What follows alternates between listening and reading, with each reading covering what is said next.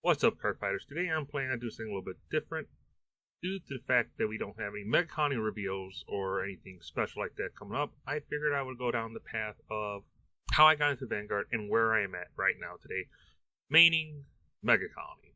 So what got me into Vanguard, a friend back in the day was telling me about it, telling me about the show, that there was a new card game running around, even though it wasn't relatively new at the time, but it happened to be around the time when BT13 dropped with Chaos Breaker Dragon and Reverse Dayusha and all that. It was a sneak peek week of that. So that's when I got wind of it and it started to catch my interest. So the first trial deck I ever bought was the Royal Paladin trial deck with Blaster Blade and all that. And I'm like, alright, this is a pretty interesting game. I'm liking it so far. And then it went from Blaster Blade into King of Knights Alfred. And then my friend clarified again and told me that there was a show, kind of like Yu-Gi-Oh, running around. So I started watching that, and I started enjoying it a lot. Then I started going to a locals with him a long time ago. And then when I got there, after playing Vanguard for a bit, they had the Dai Kaiser trial deck. And when I realized that that was a Dimensional Robo deck that went with Reverse Dayusha, who again was in set 13 for the pre-release, and I saw him floating around because somebody had pulled him, I was like, you know what, I'll get the trial deck to help with Reverse Dayusha and try and make the deck better. So I proceeded to enjoy playing Reverse Dayusha with King of Knights Alfred and all of them. Then as I got farther into the show, I saw a lot of different clans and cards like Sternblau Kluger from the show and the Zeal line. And what ended up getting me very interested in these two specific decks were how you had to get the correct grade order or the correct units to ride on to benefit more. So, for example, of getting a ride line or chain ride or ride chain, however you want to call it, I prefer ride chain in tech, which is what made me love the mechanic in Vanguard even more. So you would start off with Larva Bee Zeal as your Vanguard. And when you ride Eye of Destruction Zeal on top of Larva Bee Zeal, you get to check the top 7 to add the Grade 2 or Grade 3 Zeal to your hand. And then the Grade 1 would get 1,000 power, so it'd be at 8k. The Grade 2 would get a 10k, while minusing your opponent's Vanguard by 3k if you keep the ride chain intact. If you keep the chain ride intact, then when you ride the Grade 3 Zeal on top of the Grade 2 Zeal, and the Grade 1 Zeal in Soul, you get to match your Vanguard by 3,000 power while becoming 11k. Back then, there were some 10k body Vanguards running around that couldn't really touch Galactic Bee Zeal being 11k. Now, around the time I was playing, there were cross rides, which were 13k base body. If the right card was in Soul, 11ks were more optimal to see floating around. So, eventually I built Galactic Bee Zeal as my main deck. And it was a lot of fun. It was a monster base. It focused on making your opponent's Vanguard weaker so you could hit more and demand more card threshold from the guard. It was just a lot of fun back then. And then I did run the Dai Kaiser break ride with it at one point, which was alright. I wasn't a big fan of it, but it was just something at the time to run. Then we get to set 15, where Glendios and all of them made their appearance. I remember I was having a hard time thinking about if I wanted to pick up a new clan or not, because I was still playing Zeals, I was still newish to the game, so my friends convinced me to try and play the Liberators, thinking that it would be a playstyle I would enjoy. I picked it up, I enjoyed it a bit, but I didn't like it as much as my friends were saying. I wasn't blaming them, it was something different to try, the way they worked, their gimmick, it was all fun, but it's not what I was looking for in a deck. Then a couple weeks went by of trying to enjoy it, which I did. But again, like I said, it wasn't what I wanted. I eventually saw Cyclomatooth from the same set that the Liberators came in. And I was like, this looks very interesting. Getting power because your opponent's units are at rest. So Cyclomatooth is a Riker ride. And for some of those that don't know, if you're at 4 damage and you ride on top of these specific units, you get an additional effect, which is 10k to the Vanguard with an extra effect on top of it. Cyclomatooth was rest all your opponent's units and stun them until their next turn. So you could stun the Vanguard and stun the whole board and then demand more cards out of your opponent's hand so they can just play the game. I found this playstyle a lot of fun. And yeah, it was annoying to my friends, but in combination with what Megacolony did back then, which was stunning a lot of rear guards, this just became very strong because you can ride Cyclomatooth on top of himself, stun the Vanguard, and then do it again next turn as long as you're at 4 damage. This is where I have stepped foot into the Megacolony aspect of the game, and I do not regret it to this day still. Now let's go to the Legion era after set 15. Legion era is one of my more favorite formats at the time. It was a shame that it didn't live that long, and it only got 2 sets of support. And a lot of the decks did not get a Legion unit until promos came out for them. So the way Legion works is, if both players are at grade 3s, you shuffle 4 cards from your drop zone back to the deck, and grab a card listed on your Vanguard and put it to the side of it and perform the Legion state. So both units will be on the Vanguard circle, and you get extra effects if you're in Legion and whatnot. So I picked up, again, Royal Paladins because I loved Blaster Blade and Alfred a lot, and I played them through most of the Legion era. It was a fun deck, Seekers were very fun, and then eventually the leaders had caught my interest, making it so you delete your opponent's Vanguard, they go to 0 power with no effects until the end of their next turn, and it forced them to re-ride so they can have a Vanguard with effects and try and play the game, so it shuts down break rides and whatnot. So I started playing Link Joker, only for a bit. It was definitely a lot more fun. They were definitely a unique and interesting variant of Link Joker versus all the locking that they did back then. Link Joker back then was very strong because they would just lock 3 of your rear guards and you were literally unable to play the game. And it was so hard for a lot of decks back then because they needed the rear guards to swing, like Aqua Force. So I played the Leaders and Seekers all the way through the Legion era. So that's only 3 sets since I started playing Vanguard. So I definitely had a lot of fun seeing a lot of units from the show and seeing my friends play different decks and looking into what came out between set 13 and set 16. I don't regret the decks that I picked up and played throughout the short lifespan of Vanguard. And then after playing the Leaders and Seekers for so long, eventually we got the Machining Legion, Machining Tarantula MK2 and Machining Hornet MK2 as promo cards, and this just made me even more ecstatic for the Legion era. They were very unique and interesting cards where if you were in the Legion state and you drive checked one of the 2 copies of your Legion state units, you could counterblast one and stun the Vanguard. So I never really ran draw triggers with the deck, but I always would do Cyclomatooth with Tarantula to help guarantee the paralyze of the Vanguard if the drive checks were not there to stun it off of the Legion, as well as you could Soul Blast 2 Machinings to stun a rear guard. Then you could call a Hornet if you're in the Legion state and stun another rear guard.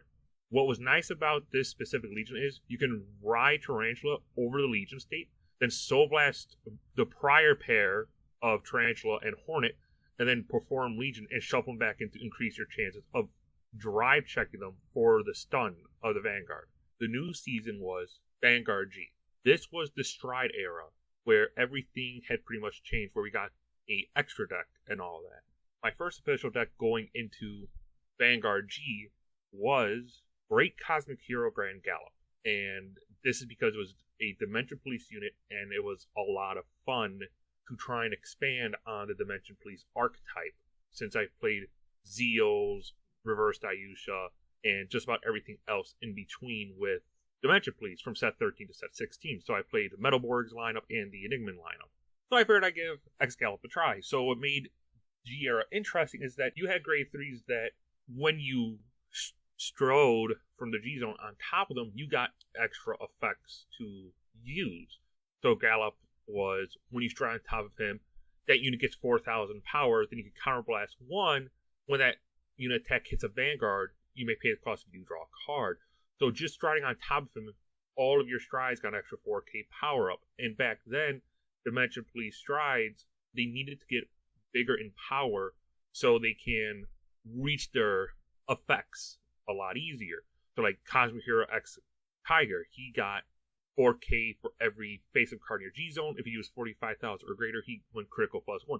So the whole entire Cosmic Hero line just focus on pumping the Vanguard stronger and stronger with everything you could do to reach Cosmic Hero X Tiger's requirements and any future strides that we got. And also what came in the first set of Dimension Police was New Era Beast Zeal.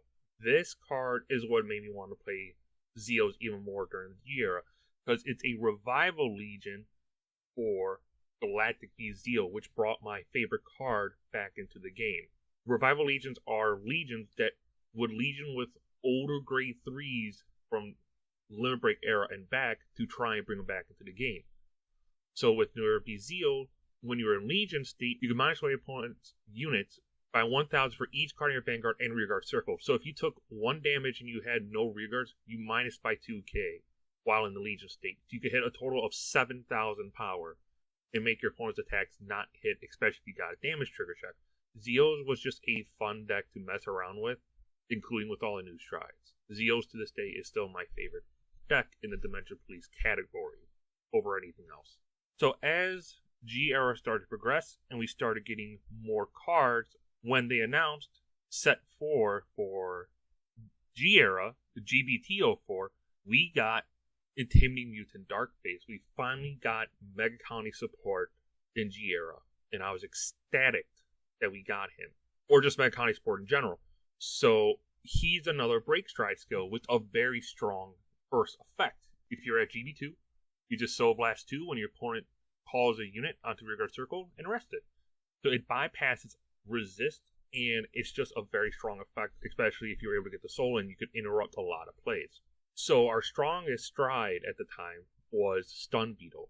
When Stun Beetle hit, Counterblast 2, Persona Flip himself in the G-Zone, and stun the opponent's Vanguard. That would prevent them from re-standing their Vanguard, and they could not no more ride, which put them in a really bad situation. And the way that striding works to this day on a stunned Vanguard, the stride unit will come in the position of the Vanguard. So if the Vanguard is stunned, your stride will come in at rest. What was nice is that even if you didn't stride Stun Beetle, but you strode a different stride unit, you can use Darkface's skill to counterblast 1, force rest, and stun 2 of your opponent's rearguards. Then stamp the red text box up at the end of the turn.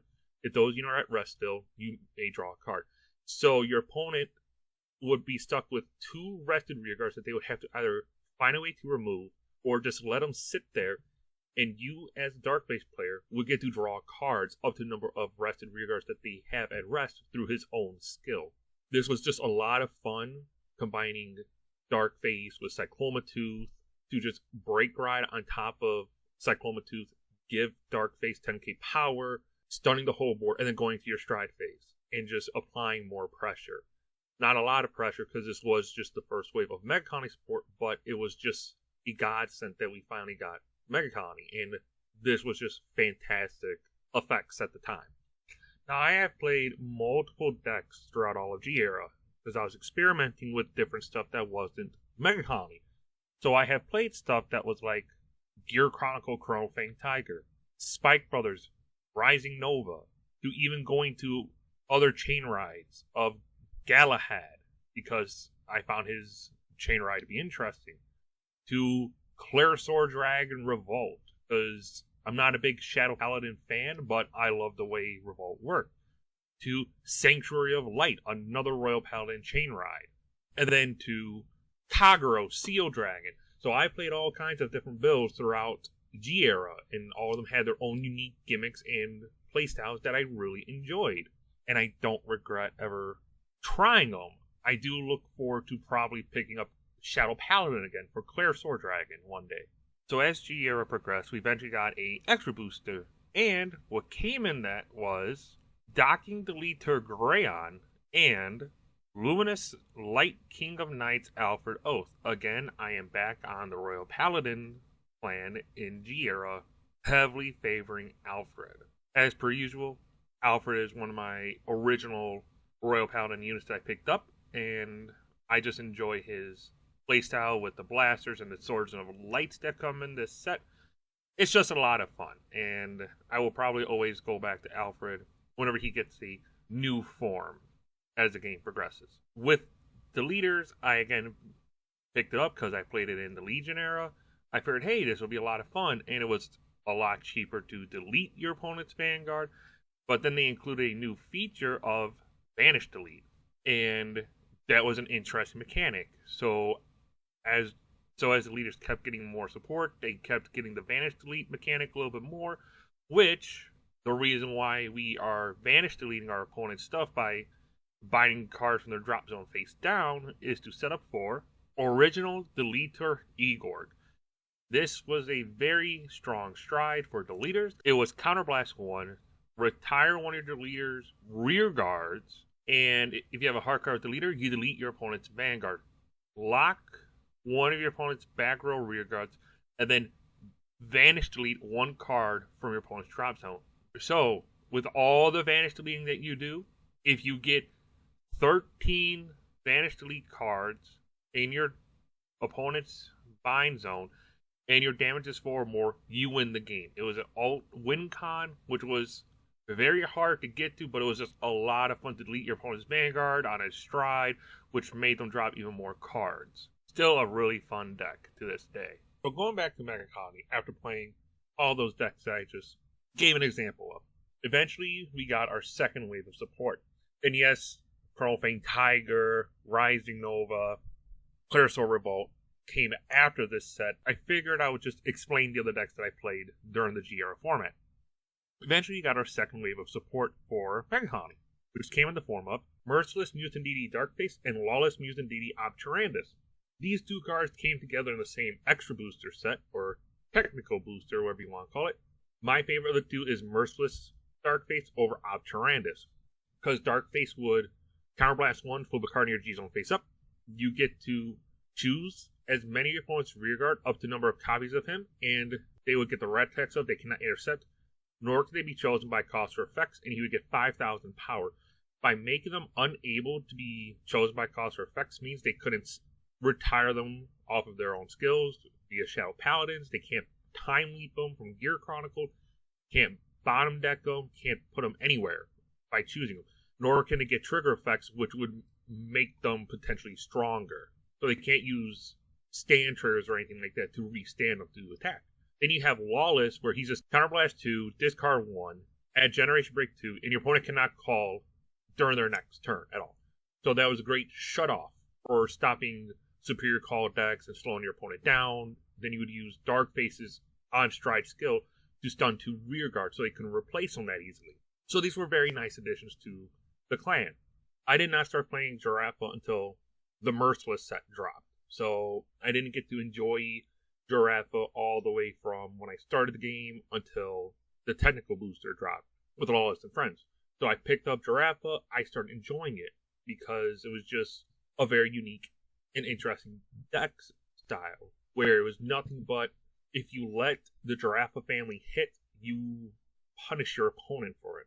Because Giraffa got 2 new cards with the technical booster in the form of A-Rank Mutant Sand Giraffa and A-Rank Mutant Grag Giraffa. Grag Giraffa is a fantastic grade 2 for Giraffa in general, because you have the grade 0 Giraffa as your starting Vanguard, you can discard him and ride the grade 1 Giraffa from the deck. So instantly you get to fix your chain ride just like that. And his second skill is just Counterblast 1 if you have Giraffa Vanguard, rest one of your opponent's rear guards, and it gets 2k power. Not bad. Helps meet certain requirements. Sand Giraffa is another great grade 3 for the deck because when he hits a Vanguard, Counterblast 1, choose one of your opponent's rear guards, force rest, stun it, and it gets the red text when it's put to drop zone from rear guard or Guardian Circle, your opponent must retire another rear guard.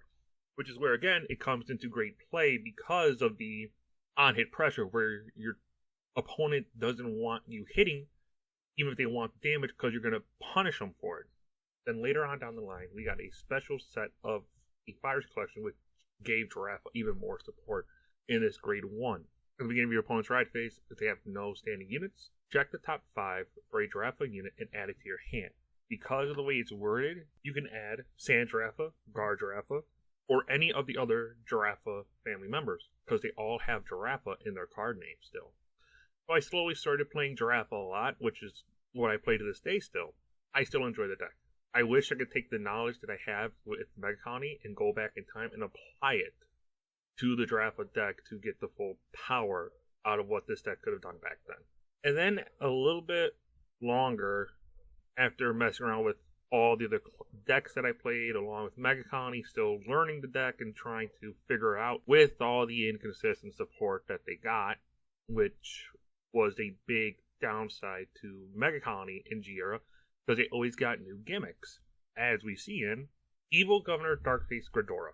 When she plays on Vanguard, or if you stride on top of her, Counterblast 1, choose one of your opponent's columns, and they cannot call to that column during the next turn. Then, GB1, at the beginning of your ride phase, Soul Blast 1, Countercharge 1, and your opponent chooses a card in their damage zone and puts it face down. So again, another gimmick for Megacolony.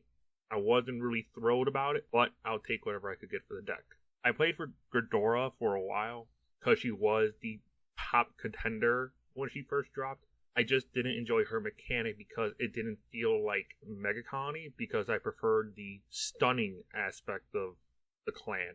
So shutting down a column versus Force Thrust and Stunning 2 just didn't feel right to me. But I still played her because Megacolony, new boss unit, might as well. We were also introduced with a brand new stride of Poison Sickle Mutant DD Overwhelm. So she kind of goes hand in hand with Gridora because shut down a column, your opponent is only left with 3 rear guards to use a booster for the Vanguard and another column if they don't have a full board presence. So you can use Overwhelm skill to draw as many cards as you want to the number of rested rear guards they have. If the number of rested rear guards they have is 1 or less, you get crit +1 and drive +1. So you can essentially go quad check with this card while being critical and applying more pressure. So it wasn't a bad stride back then. I still say it's probably one of our better strides that we have in general. Or at the time, I should say, Lawless was still a very strong card. But what makes Gridora work well with Overwhelm is her GB3 skill, which is all of your units get 2k power for each face down card in your opponent's damage zone. So Gridora would help. Put that card face down, you countercharge, then you can use Overwhelm skill to draw more. Now, what I neglected to say about Merciless, I will address with Overwhelm. They introduced a key mechanic called Dark Device in the Merciless Darkface set with Lawless.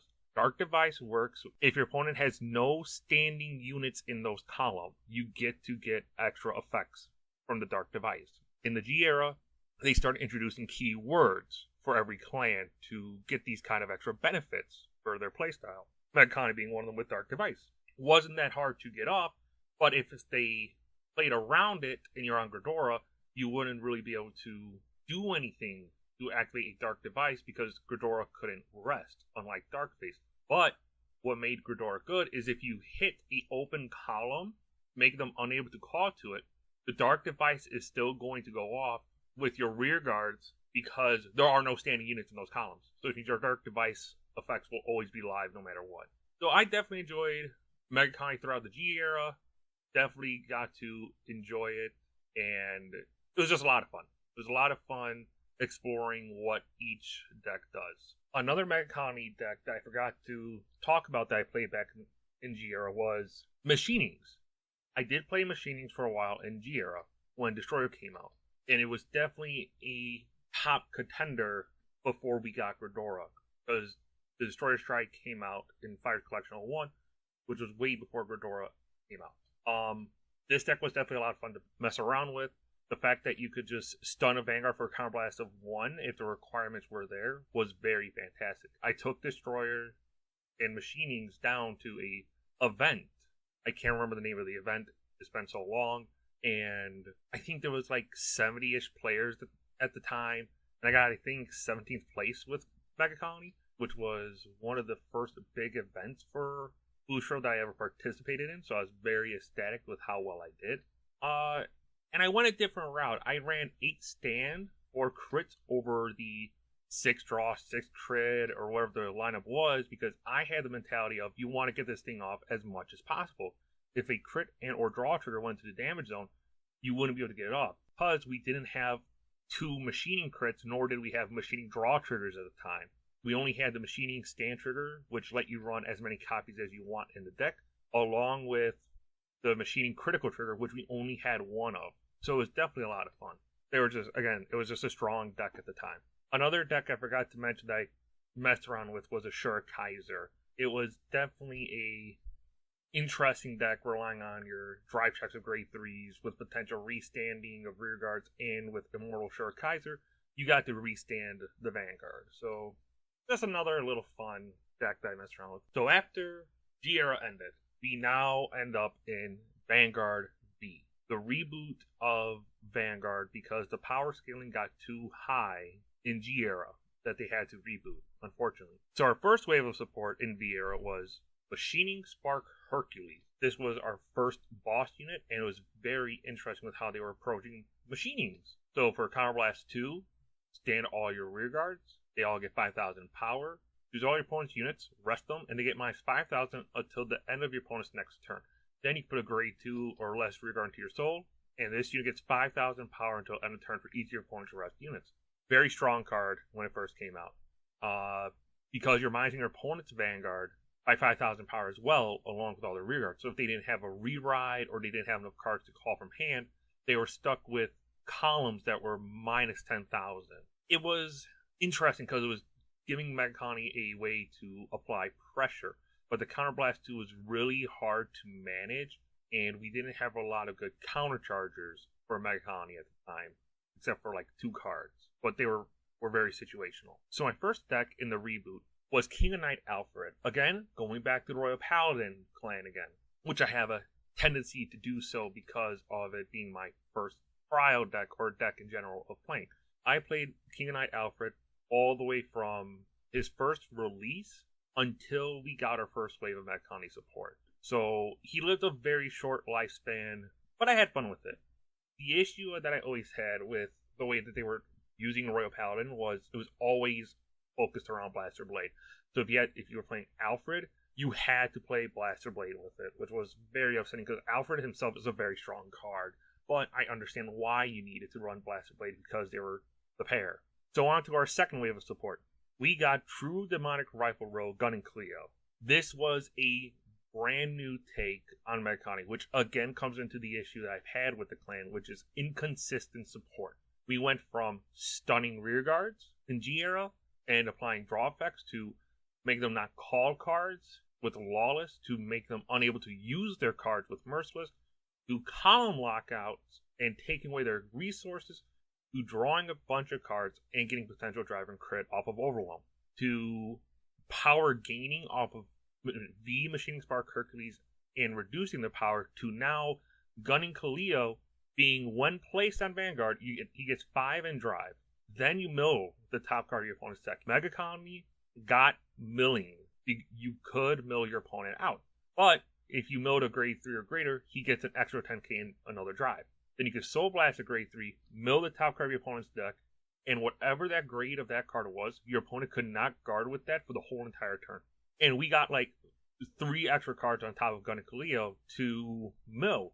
The issue with Gunning Cleo is that you only got his mill effect is if you rode him. So you would have to constantly re-ride Gunning Cleo just to get the mill, the extra drive, and the 5k, or potential 10 in second drive. I enjoyed the deck, but the milling was locked behind a Counterblast and a Soul Blast for the other support, on top of the fact that if you didn't re-ride Gunning Cleo again, you were just sitting on a vanilla Vanguard. There was just nothing you can do. Gunning Cleo and his support had a lot of potential, but it just wasn't enough. We always got new mechanics that were only 4 or 5 cards, maybe sometimes 6. And that's all that new mechanic would get, while everything else was just really weird cards. Now comes the third wave of Megacolony support in V-Era. We got Evil Governor Darkface Gridora. We have finally acquired a retrain of Gridora from back in the day. And again, brand new mechanic. No consistency whatsoever. Counterblast 1, choose up to 2 of your opponent's rear guards and cradle them. So cradle is the units with the cradle lose all their effects, their power is 0, and they cannot intercept. And if the units with the cradle marker are retired, you get to search your deck for up to 1 card of the same grade as a retired unit. Not bad. It was one of those mechanics where it seemed like it had a lot of potential, but because there were decks that could just remove their rear guards without retiring them, bottom decking them, bounce the hand, binds them, and all that, the cradle mechanic just wasn't as strong as it could be. But when she attacks, you can retire one of your rear guards, superior call a grade 3 from your deck, and her and that grade 3 would get 10k power. So it helps hit numbers to an extent, but again, falls down to that I wasn't a fan of this Ghidorah either, even though it was Cradle, because if you faced a deck that didn't rely on rear guards, or could just remove their rear guards without retiring them, the deck was just vanilla. It literally did nothing. I don't hate the Cradle mechanic, I just wish it would have been a little bit better. So now that we have gone through all of Vieira and all of the new mechanics that have come and gone in the Vieira, we have entered the V Clan selection stuff after Vieira has ended. So we got our first grade 3, Worm Toxic Mutant Venom Stinger. Venom Stinger was, again, a new mechanic, which was he got power for cards that went to the damage zone. When he attacked, you paid his cost. You recovered your opponent's 2 damage you dealt them to, which helped increase his power buff. You get to steal the trigger effects until the end of his battle. Very unique and very strong card. But, again, no consistency with any of the prior stuff, which we were always struggling with. Then we go from Stinger to Giraffa. My favorite Megacolony unit gets a retrain, and it's great. On attack, pay the cost. Your opponent costs 2 from hand. At rest, stun, their auto effects don't activate. He gets 5k for every other Giraffa in Soul with a different name, and he goes critical if both players are at grade 3. So this started a trend where they were starting to support the stun mechanic, because there were some stunning in the V format, but not a lot of them existed. But this helped bring the consistency back just a bit, but not a lot. Machinings had their weird, awkward play style. Gun and Cleo just didn't have the support to back it up. And Ghidorah had potential, but again, you only got 4 or 5 cards to do the Cradle mechanic. And it just wasn't enough. Because we always got a new mechanic every set, we only got 5 cards max, maybe, of the new stuff. And just random junk. I don't like talking bad about Megacolony, but it's so hard to try and figure out why other clans got consistent support, even if it was very little, where Megacolony had to suffer with new mechanic every set, and you could not mesh old support with new support that well. But we got Giraffa, so I was ecstatic with that. Then we go from Giraffa to Master Beetle, along with his support, and we finally got consistent support. Stunning rear guards, force rest and stun them. And Master Beetle could get drives if he's on the Vanguard Circle, and the power up from stunning whatever unit he force rest and stunned. So we finally got consistent support after all this time. From G era through the V era, it was just a breath of fresh air to finally have the consistency of stunning. And I couldn't have been any happier with that. So I like Master Beetle a lot. He's definitely a very strong card. He has a lot of potential, but I cannot see him being his own deck. He would have to be splashed in with other builds. We also got Machining Black Saturn. That came out with Master Beetle. Black Saturn was originally a promo card in Japan that we finally got imported in the V Clan Collection sets. This card is a very strong boss unit, whether it's by itself or in the machining deck, because for Counterblast, Soul Blast, 5 rear guards get 5,000 power, it stands all of them, then it gets drive +1, and it steals an opponent's Vanguard drive until the end of their next turn. So it was very strong, and it helps you hit big numbers, especially the way that machinings work, which is just rest themselves, rest other rear guards, and they get power up. So you're easily hitting huge numbers, thanks to Black Saturn, and potentially killing your opponent real fast. And then, finally, for Vieira, we got our brand new Reverse Giraffa. Doesn't follow the stunning trend that I was hoping for, but he rips cards out of your opponent's hand when he attacks. They call them at rest, and their auto effects do not activate, but you get to lock your own rear guards and give your front row 15,000 power, which gives us our first official card that can make Megacolony swing for numbers. It's nice to have something that can finally give Megacolony attack potential with big number swings instead of just small minor pokes, and that's really it. Even though it came all the way until now with Reverse Giraffa. So I was ecstatic when I saw Reverse Giraffa, and I love his skill. He's a potential restander, but he's making your opponent lose cards from their hand just to make it harder to guard all of his attacks and your rear guard attacks as well, because they'll have the 15k, 30k, 45k buff, depending on how many you make your opponent call from hand and you locking your own rear guards. So let's hop out of the Vieira and the clan selection stuff. We did get 3 premium collections, and they come in the form of Guilty Empress Darkface Gridora, Pillaging Mutant Deity Deprenor, and Poison Evil Mutant Deity Margrantes. Now, that name has changed since the English translation, but I don't remember exactly what it's called.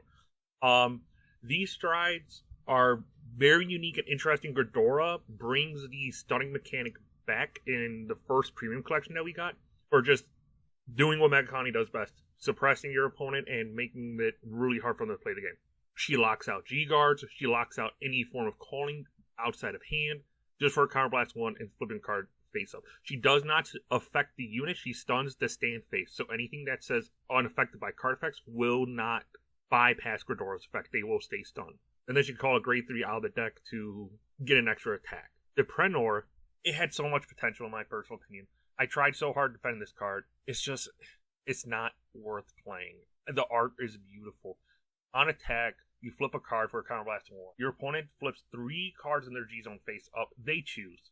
And any card flipped up with power, your whole front row gets 15k. So if they flip over G-Guardians, you get 0 power. But because you're flipping them in the G-Zone, it helps give them Generation Break abilities. It's just, I feel like she should have had just milled the top 3 cards of your opponent's deck, and for every grade 1 or greater milled, you get 15k to your front row to help the milling aspect of Gun and Kaleo. That's how I personally would have made the card, but this is what the card does, and maybe somewhere down the line, it can see potential play.